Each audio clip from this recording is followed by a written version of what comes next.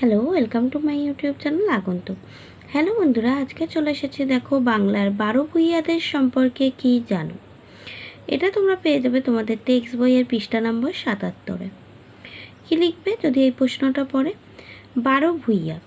আকবরের, প্রথমে পয়েন্টস করে নেবে 12 ভূঁইয়া বলে, তার মধ্যে লিখবে আকবরের পুত্র ও উত্তরসূরি জাহাঙ্গীরের আমলে 1605 থেকে 1627 বাংলার স্থানীয় হিন্দু জমিদার ও আফগানরা বারবার মুঘলদের বিরুদ্ধে বিদ্রোহ করেছিল।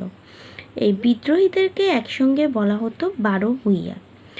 বিখ্যাত 12 ভূঁইয়ারা, 12 ভূঁইয়াদের মধ্যে ছিলেন প্রতাপাদিত্য, চাঁদ রায়, কেদার রায়, ঈশা খান প্রমুখ বিখ্যাত। এদের মধ্যে প্রতাপাদিত্য ছিলেন সবচেয়ে শক্তিশালী, তবে ঈশা খানের প্রতিপত্তিও কম ছিল না।